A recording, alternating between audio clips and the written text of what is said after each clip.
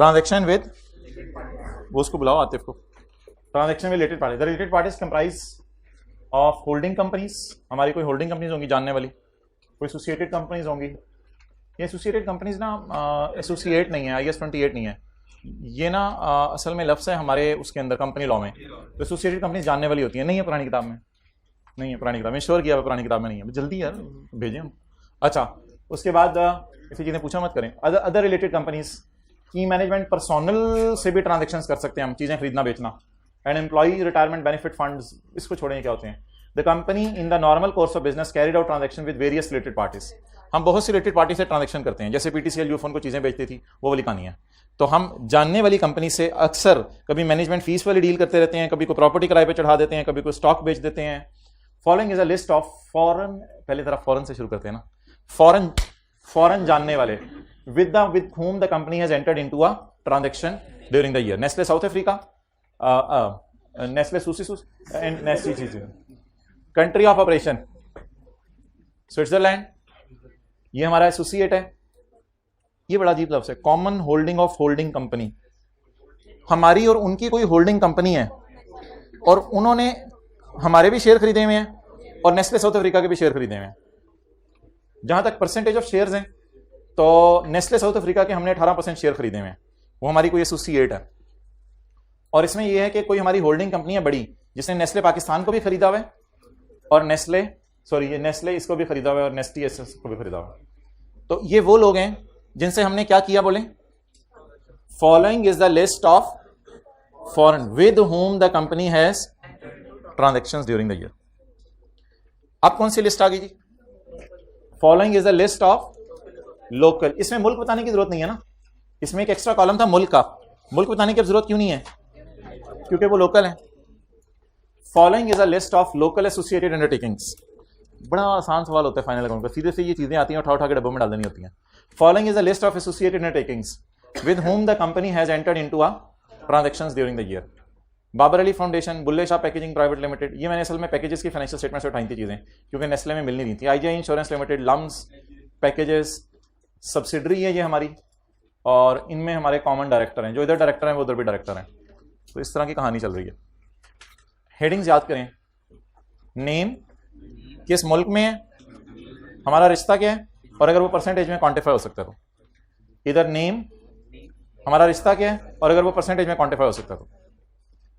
अच्छा जी, ये सब्सिडरीज हैं incorporated outside, subsidiaries incorporated outside.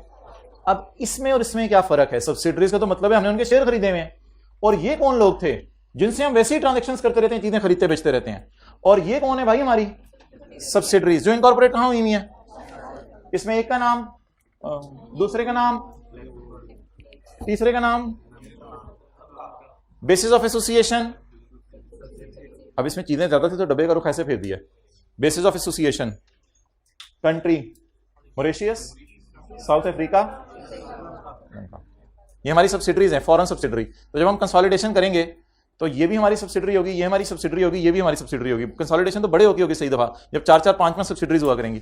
तो ये हमारी सब्सिडरीज हैं जिनकी कंसोलिडेशन करनी है। Effective percentage of share holding 100%, 63%, 79%।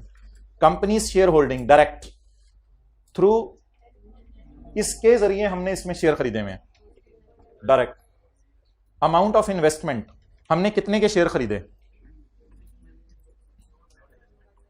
हमने इतने के शेयर खरीदे। अमाउंट ऑफ इन्वेस्टमेंट इसे कन्वर्ट किया गया लोकल करेंसी में कि हमने कितने के उनके शेयर खरीदे। Terms and conditions for which investment has been made, किन टर्म्स में इन्वेस्टमेंट हुई है? अनकंडीशनल, यानी कोई कंडीशन नहीं लगी हुई, हमने शेयर खरीदे हैं बस उनके। नो डायरेक्ट इन्वेस्टमेंट, अनकंडीशनल, कोई कंडीशन नहीं लगी हुई हमारी, बस रिलैक्स शेयर खरीदे हैं, कोई कंडीशन नहीं है। लिटिगेशन अगेंस्ट द कंपनी, उनके खिलाफ कोई बड़े बड़े केसेस चल रहे हैं बाहर के मुल्कों में? कोई नहीं। डिफॉल्ट और breach relating to foreign investment, हमारी फॉरेन इन्वेस्टमेंट लेके वो गायब तो नहीं होगी कंपनी, यानी हमने उस कंपनी को खरीदा और बाद में जाके देखा कि वो कंपनी इधर है ही नहीं। PTCL यूफोन को खरीद के लाया, तो बाद में जाके यूफोन का दफ्तर ढूंढा तो यूफोन के सारे एम्प्लॉय सारा सब फारा, उन्होंने कहा जी कौन सी यूफोन, अब कंपनी को नेशनल पर्सन तो है नहीं, सारे गायब हो गए लोग। तो अगर हमारी कोई फॉरेन इन्वेस्टमेंट में ब्रीच हो गई है, और फॉरेन कंट्रीज में तो अक्सर ऐसा होता है, आप कोई फॉरेन सब्सिडरी खरीदते हैं और बाद में पता चलता है उस मुल्क में जाते हैं तो उस मुल्क के अंदर फिर खाक छान के वापस आ जाते हैं। तो बातें याद करें आसान आसान सी।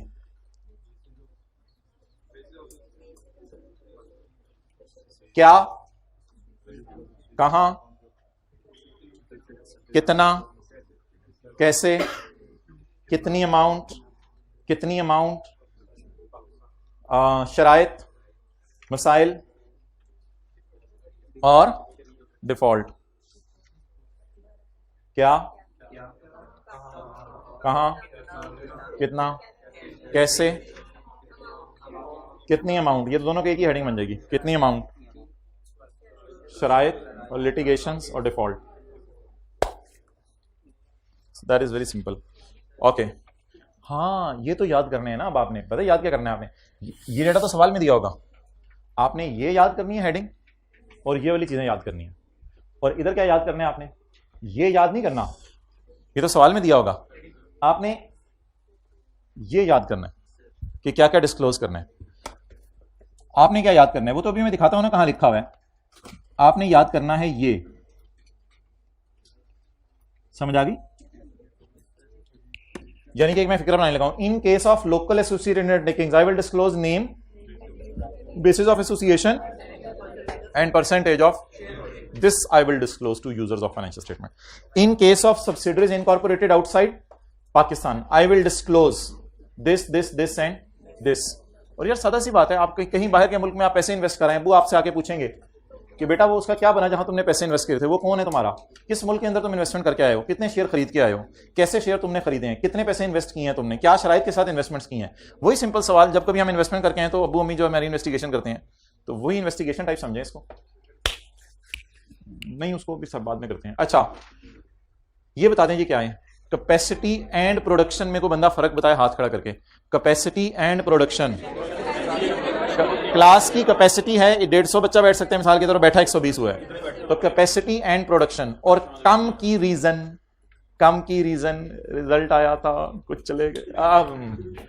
अच्छा इंशाल्लाह आप सारे पूरा फैक्ट्री, शेखुपुरा फैक्ट्री, आप दो मुंशों को साथ ताओ, मैं क्या करूं फिर, तो इसलिए ना करो ऐसा। Sheikhupura factory, liquid products Nestle वाले वहां बना रहे हैं, लीटर्स इन 1000, इकाई, दहाई, सैकड़ा, हजार, 10,000। यार आप लोग अपने तरीके से चला दिया करें, लेकिन मुझे थोड़ा सा टाइम लगेगा वो सीखने में। इकाई, दहाई, सैकड़ा, हजार, 10,000, लाख, 10 लाख, करोड़, 10 करोड़, 1 अरब 23 करोड़ लीटर दूध।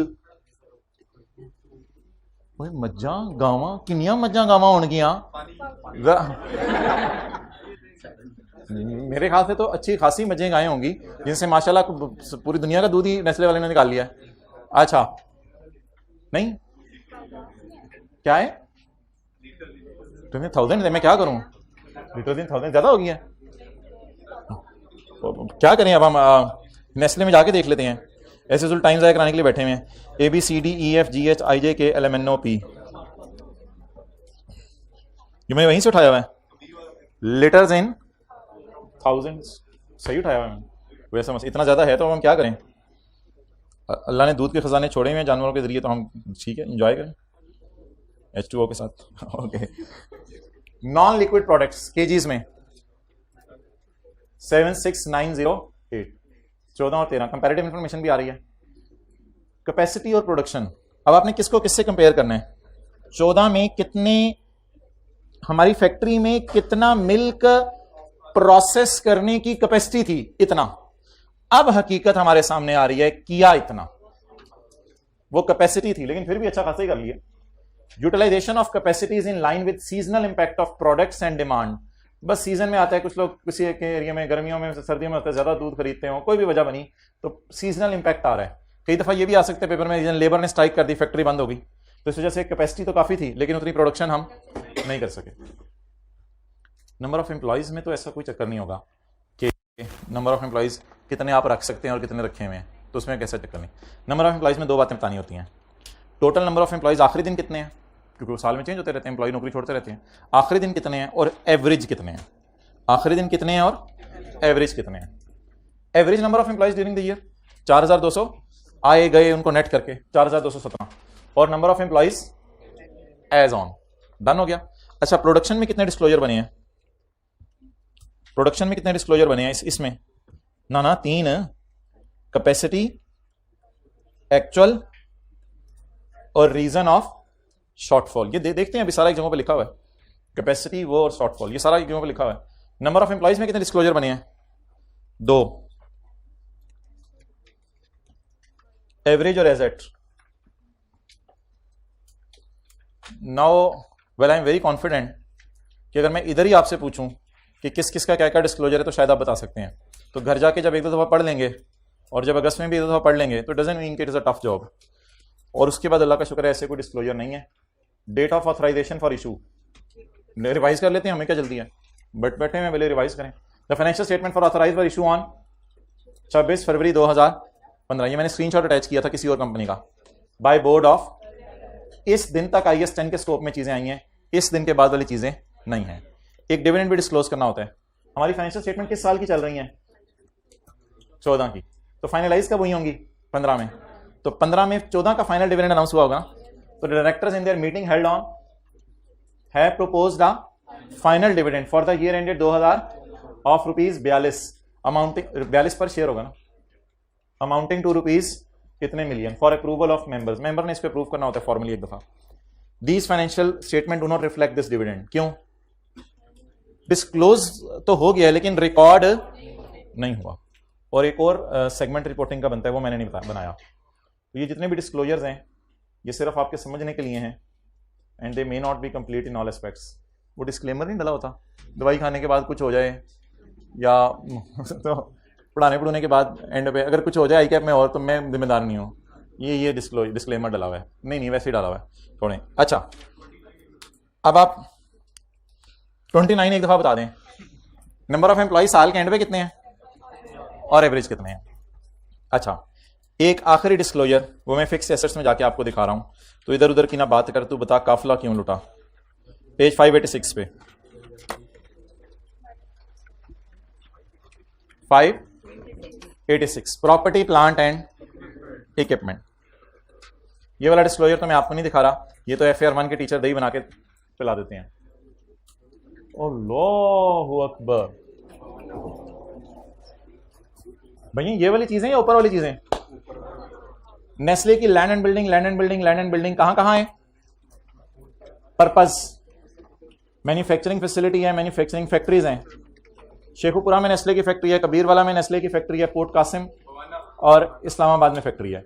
मिल्क कलेक्शन सेंटर इन जगहों पे, नाला खुद, पिंडी भटियां, लुडन, मोर मंडी, शोर मंडी। अच्छा जी, सेल्स ऑफिस, अच्छा ओके ठीक है, sales office, land general purpose Korangi में, कराची में, रशीद एकड़, कनाल, बस ठीक है। नंबर 1 डिस्क्रिप्शन, पर्पस,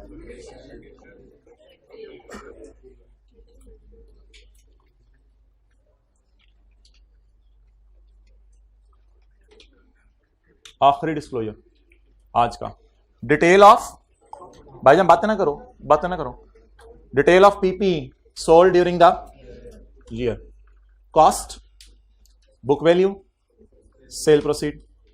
मेरे ख्याल से बुक वैल्यू और सेल प्रोसीड का डिफरेंस होगा गेन लॉस। कॉस्ट तो नहीं होती ना, बुक वैल्यू और सेल प्रोसीड का डिफरेंस होगा गेन लॉस। ये तो सारी चीजें डिस्पोजल अकाउंट वाली आ गई। भाई अगर आप अपनी कंपनी के एसेट्स बेच रहे हैं ना, तो आप बताएं कि आपने कैसे बेचे हैं, निगोशिएट करके। किसको बेचे हैं, कौन है इकबाल? सारा कुछ ही तुसी प्लांट इकबाल नु बेच रही है। इकबाल है की है? इलामा इकबाल जा चुके। रिलेशनशिप विद द कंपनी तो बढ़िया होगा। That's nice answer. व्हीकल्स हमने किसको बेची हैं? अपने एम्प्लॉइज को। जब व्हीकल पुरानी हो जाती है, नई व्हीकल उसको हम देने लगते हैं, तो पुरानी व्हीकल हम उसको खामोशी से बेच देते हैं। शॉप है, ये आया होगा पाकिस्तान में, हुमायूं, अजहर, शहजाद, अजीम, राणा, अदील, अफरज। कंपनी की पॉलिसी है, इनको निगोशिएशन ही की थी, कंपनी पॉलिसी है, बातें हो रही हैं, चलें कर लें और भी बात कर लें। तो कंपनी की पॉलिसी है कि एम्प्लॉय को व्हीकल दे देते हैं। एक आपने नोट करनी है इन सबकी बीवियां, इकबाल और शेफन की नहीं, मैं आपको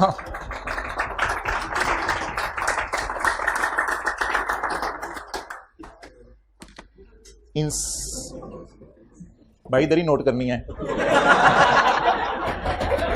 अच्छा, अब सिर्फ ऐसे एसेट की, दाने जल्दी आना, सिर्फ ऐसे एसेट की आपने डिस्क्लोजर देना है जिस एसेट की बुक वैल्यू 5 लाख से ज्यादा है, क्योंकि छोटे मोटे एसेट भी तो बेचते जाते हैं। हाँ, जाके हर जगह डिस्क्लोजर्स में आपको एक कॉन्सेप्ट नजर आ रहा है, मेटीरियलिटी। तो एक हेडिंग मैंने ऊपर डाल दी हुई है, नहीं डाली हुई, नीचे एक डाली हुई है, assets with book value less than, उनको हमने फिर इकट्ठे कर दिया, उनको हमने इकट्ठे कर दिया। ये बुक वैल्यू बहुत बड़ी आ रही है, ये 5 लाख से बहुत बड़ी आ रही है, इनको मैंने इकट्ठे कर दिया क्योंकि इनकी जरूरत नहीं है मुझे। हाँ, फिर ये कंपनी की फाइनेंशियल स्टेटमेंट से ये फिगर कहीं कहीं मैच कर देंगी, जब मैं डिस्क्लोजर बनाऊंगा आपको बताऊंगा। तो बता दें सिर्फ किन एसेट्स का डिस्क्लोजर बनाना होता है, जिनकी कॉस्ट, सेल प्राइस या gain, no no no no no, सिर्फ बीवी, बीवी दे, बीवी, बीवी ही तो असल है बस, और क्या है फिर। तो एसेट की, एसेट की, तो अल्लाह सबको दे बीवी। अच्छा, अब खुद भी नेक बने, नेक की दुआ मांगे खुद भी। अच्छा,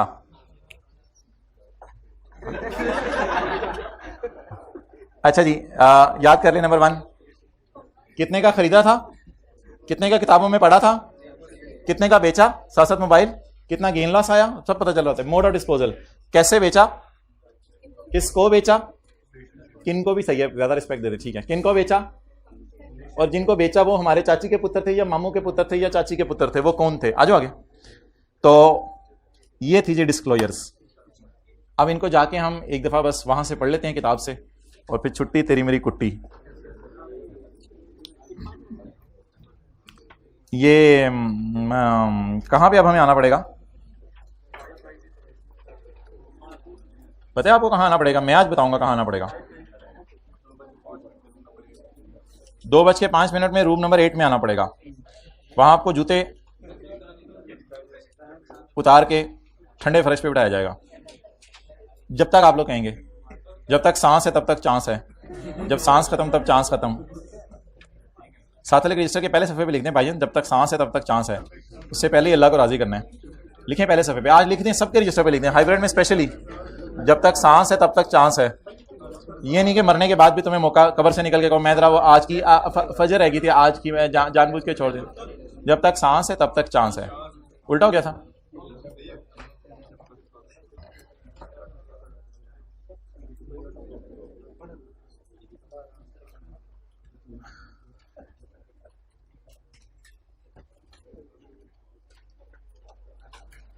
किधर है यार, क्या था, ऐसे ही तो नीचे ले गए। कहाँ आना था पेज नंबर, आप मुझे बता दें। ऊपर आना था ना।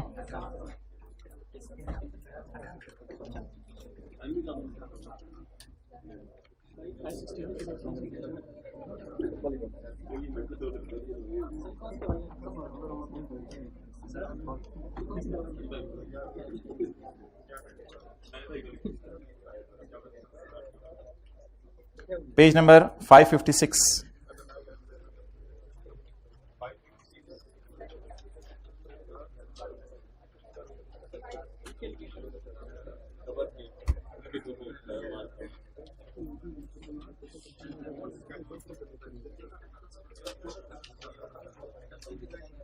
जनरल इंफॉर्मेशन, कंपनी की कुछ जनरल इंफॉर्मेशन है वो आपने देनी है, पेज 557 पे। अब हमारे P&L के डिस्क्लोजर खत्म हो गए हैं, अब हमने यहां से डिस्क्लोजर शुरू कर दिए हैं। साथ वाले को आप जो बातें डिस्क्लोज करें वो क्लास के बाद करनी है।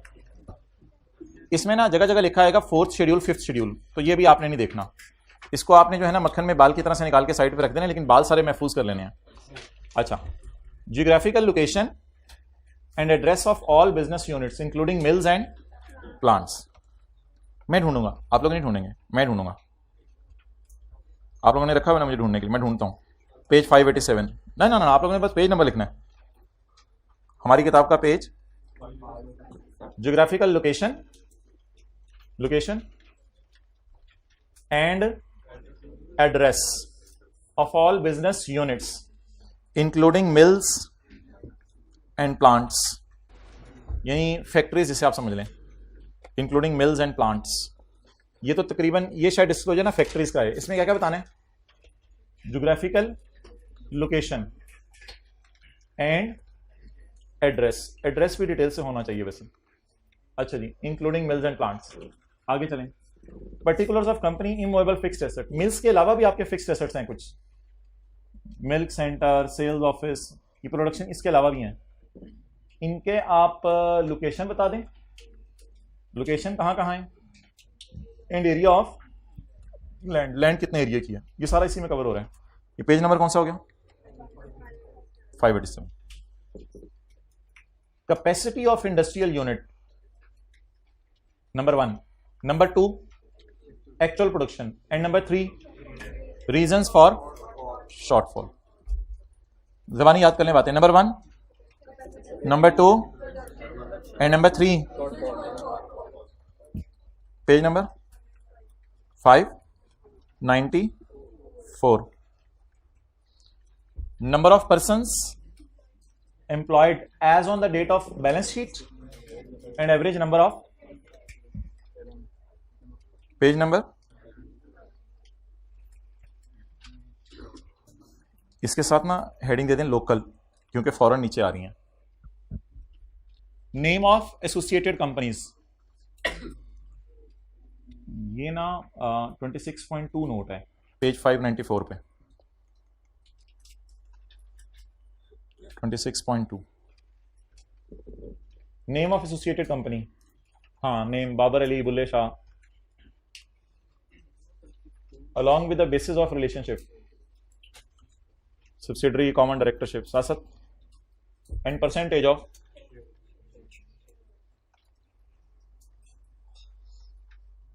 छाल मारें, आपके सबर का इम्तिहान खत्म कर रहा हूं बस मैं। पेज 559 फॉरेन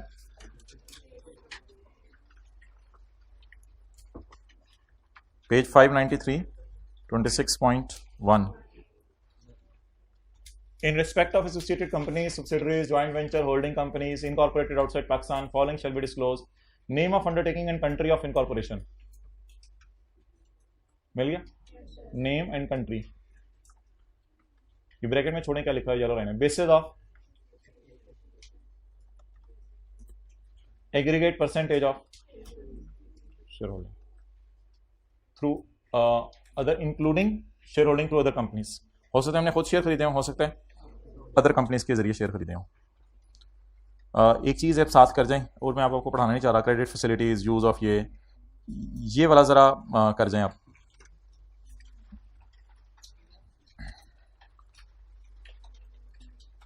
फिलहाल इतना सा हाईलाइट करें, company has made investment in foreign companies, वो जो मैंने फॉरेन सब्सिडरीज बताया था,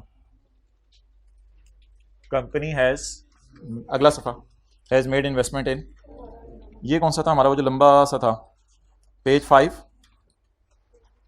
594 नोट नंबर 27। कोई याद हो जाएंगी ये चीज़ें, नेम ऑफ कंपनी और अंडरटेकिंग अलॉन्ग विद द इलाका,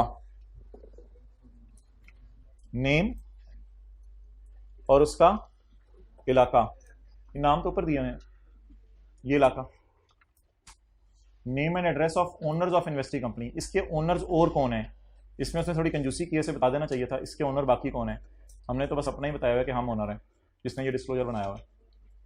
amount of investment both in local and foreign currency, amount of investment, terms and conditions, and period for which, loans advances अभी छोड़ देना, कल देख लेंगे, period for which investment has been, amount of return received भी इन्होंने disclosure में बनाया हुआ, क्योंकि शायद इस कंपनी ने वो P&L में कहीं बता दिया हो कि इनसे इन्वेस्टमेंट पे हमें डिविडेंड कितना आया, तो डिविडेंड लिख लें, amount of return received, dividend इनसे कितना आया, जाहिर बात है हमारी सब्सिडरी होगी, डिविडेंड देगी ना हमें सेपरेट फाइनेंशियल स्टेटमेंट में।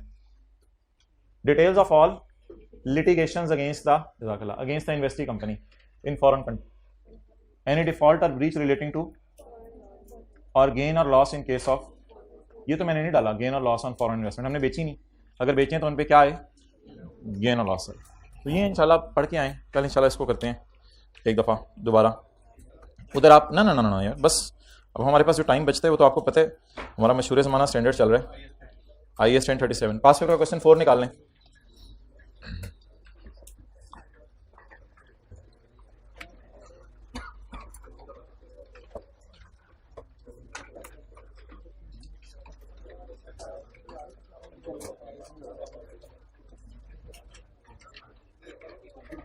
क्वेश्चन 5,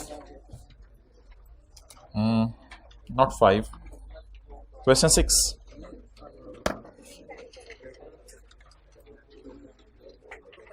फाइनल अकाउंट के डिस्क्लोजर्स का हमाद सारा का सारा आपकी सोच से ताल्लुक है। अगर आप समझेंगे आसान है, बस डब्बे हैं और फॉर्मेट है, आप इसको आसान समझेंगे। अगर आप समझेंगे नहीं, या किसी सीनियर के पास बैठेंगे, वो कहेगा वो जो डिस्क्लोजर है, हाँ अच्छा वो, फिर आप सोचेंगे number of employees as on average, मुझे तो पता है, capacity, production, reason of shortfall, ये सीनियर खराब करते हैं सारा। The following information pertains to Neptune limited, तो किसी से बातें ना किया करें अपने फ्यूचर के बारे में, अनलेस के वो टीचर हो, which is engage in the manufacturing of batteries and chemicals. Page number इंशाल्लाह मैं नहीं बताऊंगा, ये आप लोग खराब कर रहे हो उसको। पेज 374, ये ना मैं आपको सेट करता हूं। ये आईकैप की हिस्ट्री का वाहिद सवाल है जिसमें उसने बताया था डायरेक्टर्स ने फाइनेंशियल स्टेटमेंट कब ऑथराइज किया। इसमें उसने ये नहीं लिखा हुआ एज्यूम हम इस दिन खड़े हैं, लेकिन डायरेक्टर ने फाइनेंशियल स्टेटमेंट कब ऑथराइज किए हैं। तो assume that directors have authorised the financial statements 3 months after the, तो 30/15 वाली कब हुई होंगी फाइनलाइज? 30/9/16 को। मैंने आपको पंजाब यूनिवर्सिटी भेज देना फिर 30/9/16 को, 30/9/15 को, और ये कब फाइनलाइज हुई होंगी? 30/9/16 को, 3 महीने बाद। 30/15 वाली फाइनलाइज हुई होंगी 3 महीने बाद, और 30/16 वाली भी फाइनलाइज हुई होंगी, डायरेक्टर्स ने ऑथराइज कर दिया। हमारा पहला साल कौन सा है? जल्दी कर, हट जा परे, कोनी से साइड, प्यार से जरा पाँव से उसको साइड पे, दूसरा पाँव।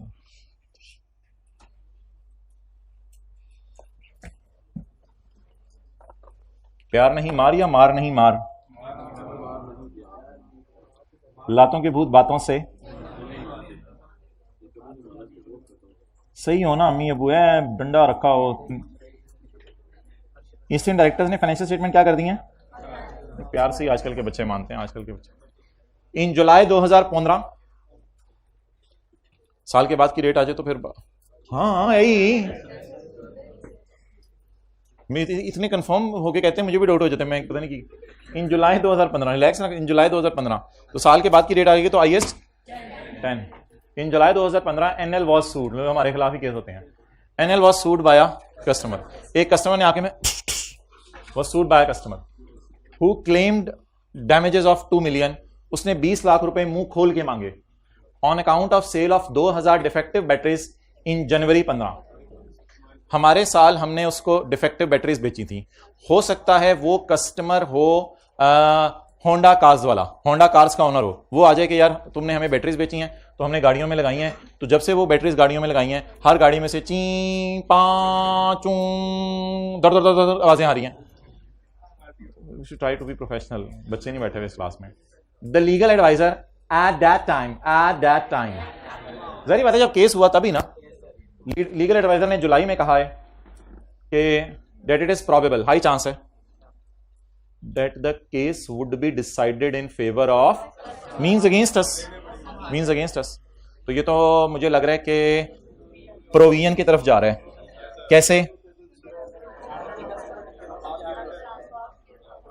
इन फेवर ऑफ कस्टमर को अगर मैं ब्रैकेट में ले लूं तो डिसाइडेड अगेंस्ट अस, ये मैं इसका ऑपोजिट नहीं लिख रहा, ये मैं इसका सिनोनिम लिख रहा हूं, मिलता जुलता, सिनी मिन्नी। अच्छा, तो the legal adviser at that time anticipated that is high chance that case would be decided against us. तो हम रोने लगे। अच्छा, सवाल में ना 2 साल हैं। अब अगली कहानी ना थोड़ा सा उसने कम से कम आप लोगों को ऑनर किया है, उसने अगली कहानी मार्च 16 की लिखी है, यानी अब वो अगले साल की को बात करना चाह रहा है। तो मेरे ख्याल से यहां पर रुक कर हम वो जो हाउ टू राइट डाउन में पॉइंट नंबर 1 लिख के आएंगे, बस हाउ टू राइट डाउन में पॉइंट 1 लिख के आएंगे। A provision will be recorded when there is a present obligation due to a, बातें ना करें ना, which in this case is supply of defective batteries. दूसरी बात, in this case the reliable estimate is rupees 2 million and as per lawyer it is probable that we will lose, so we will record up make a provision। अच्छा लफ्ज है, क्या होगा तो क्या करेंगे, प्रोबेबल होगा तो प्रोविजन बनाएंगे, so will make a provision of ₹2 million. थोड़ा सा हल्का सा ऐसे ऊपर से शुगर चीनी डालनी है कि the court case after the balance sheet date relates to circumstances that existed at balance sheet therefore it is an, हल्का सा IS 10 का टच डाला करना, बिल्कुल स्वीटनर सा। लेकिन IS 10 में ना डालता अगर जुलाई की बजाय 28 जून को मेरे खिलाफ केस होता। IS 10 तो तब लिख के आएंगे जब हमारे साल के बाद की डेट्स आ रही हैं। डन। ऑब्वियसली अब केस में डेवलपमेंट्स होंगी, तो यहां पे खड़े होकर बहरहाल प्रोविजन बनेगी 2 की, जिसकी एंट्री होगी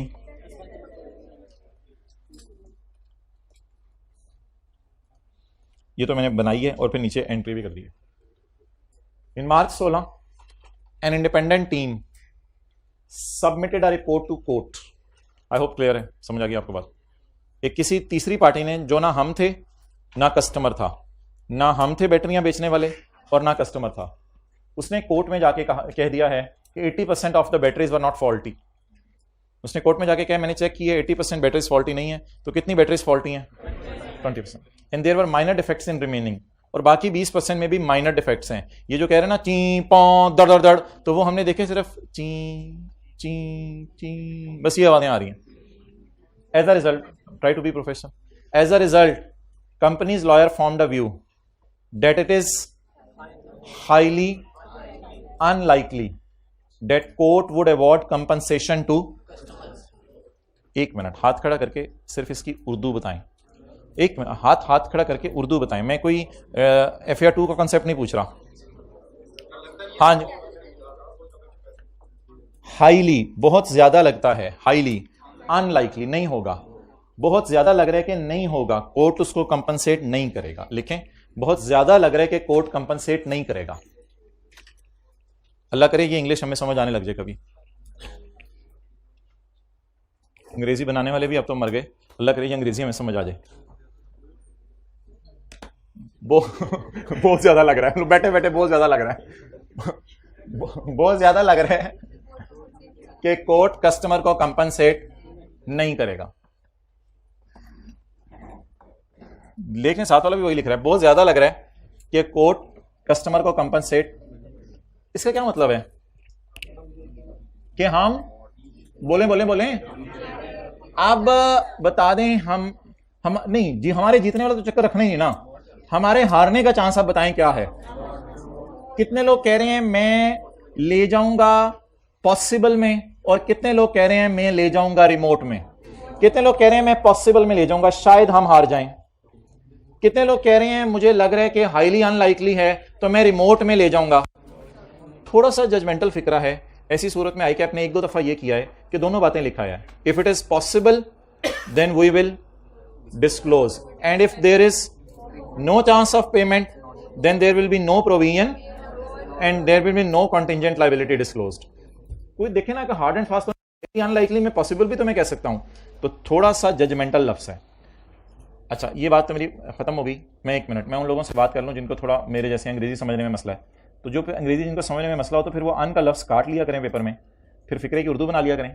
जब फिक्रे की उर्दू बना लेंगे तो बीच में फिर उसको उल्टाना जरूर है अन की वजह से। तो जिनको अंग्रेजी के मसले हैं वो जरा इधर देखें। तू भी देख रहा है, तू भी देख रहा है, आप भी देख रहे हैं, ये भी देख रहा है। जिनको अंग्रेजी के मसले हैं देखें, कोई नहीं होता। एज अ रिजल्ट कंपनी के लॉयर का ये ख्याल है कि बहुत ज्यादा चांस है कि कस्टमर को कंपनसेशन देनी पड़ेगी। तो इसका मतलब तो लगाए ना, पहले उर्दू का फिक्रा ये बन गया, बहुत ज्यादा चांस है कि कस्टमर को पैसे देने पड़ेंगे। आप फिक्रा डाल दें, बहुत ज्यादा चांस है कि कस्टमर को पैसे। कितने लोग कह रहे हैं अब ये ठीक है, अब जरा समझ आ गया, ठीक है। तो इट्स अप टू यू, जैसे भी आप कंफर्टेबल फील करें। तो वो बात मैंने आपसे कर दी, पॉसिबल भी कर सकते हैं, रिमोट भी कर सकते हैं। आप पूछो सवाल। जी मैं बताता हूं। ऑन 5 जुलाई 16 कोर्ट डिसाइडेड, अल्लाहु अकबर, मार्च में जो लॉयर ने कहा है उसको फारग कर दें। ऐसे ही सर खपा रहे थे हम, मार्च में जो लॉयर ने कहा उसे फारग कर दें। ओ भाईजान, ऑथराइजेशन डेट के बाद नहीं, इस साल की बहस खत्म हो गई है। हमने 5 जुलाई 2016 सरकार केड़ी ऑथराइजेशन देगा बाद की गल्ला कर रहे हो। तो ये तो अब ईयर के बाद है ना, 5 जुलाई को कोर्ट ने डिसाइड कर दिया केस। तो मुझे लग रहा है मार्च में लॉयर ने कोई राय दी थी, और जुलाई में, मार्च में बाजी ने मशवरा दिया था, और जुलाई में अब्बू ने आपके बारे में फैसला सुना दिया। तो ये अलग बात है ना दोनों। फिर तो मार्च में लॉयर ने कुछ कहा था और 5 जुलाई को कोर्ट ने कह दिया। तो प्लीज लॉयर की बात को नेगेट कर दें, उसको लिखने की भी जरूरत नहीं। On 5 July 16 the court decided the suit, court ने सूट डिसाइड कर दिया, court decided the suit and ordered NL to replace सिर्फ 20% बैटरीज, कि उसको क्या कर दो। आपके ख्याल से अब ये जो हमारी लाइबिलिटी होगी, अब तो लाइबिलिटी वाली साइड पे आ जाए बस। अब मेरे ख्याल से low chance, high chance, no chance इस बहस से बाहर निकलें, और अब तो फैसला आ गया जज का। आप बता दें क्या लाइबिलिटी 2 पे खड़ी रहनी चाहिए, या लाइबिलिटी इस तरह एडजस्ट करें कि अब उसने डाटा नहीं दिया, अब 2 पे 20% बिला वजह नहीं लगाना, 2 उसने जुर्माना मांगा हुआ है, अब 2 के जुर्माने के लिए आपने लाइबल फील नहीं करना। अब वो पहले उसने जुर्माना मांगा था, वो जुर्माना है 2 मिलियन, अब कोर्ट ने क्या जुर्माना जुर्माना साइड पे रखो, सिर्फ मैं तुम्हें ऑर्डर कर रहा हूं कि क्या रिप्लेस करके दे दो। अब 20% बैटरीज कितने की रिप्लेस हो इसका जुर्माने से ताल्लुक नहीं है। इन एनी केस आप 2 मिलियन को रिवर्स करें, और वो लाइबिलिटी कुछ और थी, वो थी जुर्माने की। तो कोर्ट ने जुर्माने के बारे में कोई फैसला नहीं सुनाया, कोर्ट ने कहा बस क्या उसको रिप्लेस करके दे दो, ज्यादा बोल रहे हैं ना, तो उसको बैटरीज नहीं दे दो, बात खत्म करो। अब हम लाइबल फील सिर्फ किसके लिए करें, जुर्माने के लिए, या 20% आगे 20% बैटरीज रिप्लेस करने के लिए। अब वो हमारी किस्मत है, वो 20% बैटरीज 4 मिलियन की हैं, 0.5 मिलियन की हैं, 0.2 मिलियन की हैं, वो जितने की भी लाइबिलिटीज हैं, इनको रिवर्स करके नई लाइबिलिटी रिकॉर्ड कर लें, ठीक है जी। लेकिन छोटा सा टच आपने इसमें करा के आना है IAS 10 का। क्यों? द कोर्ट डिसीजन, लिखें the court decision after the balance sheet date. अच्छा, हेडिंग सवाल में ना 2 बना दीजिएगा, ईयर एंड 30/15 और ईयर एंड 30/16। तो ईयर एंड 30/16 में court decision after the balance sheet date relates to, court decision after the balance sheet date relates to circumstances that existed at balance sheet date, that existed at balance sheet date पे तो मसला exist कर रहा था, वो तो पिछली balance sheet date पे भी एग्जिस्ट कर रहा था, which relates to circumstances that existed at balance sheet or reporting date, therefore it is an adjusting event। इसलिए कौन सा इवेंट है? एडजस्टिंग।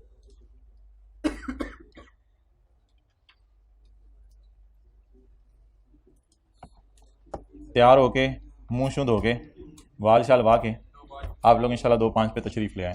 अभी यकसुई से जाके जुमा पढ़ें। हाँ जी, रूम नंबर 8 2-5 पे 2-2:30 बजे, हाँ 2:30-3 तक फ्री कर देंगे इंशाल्लाह।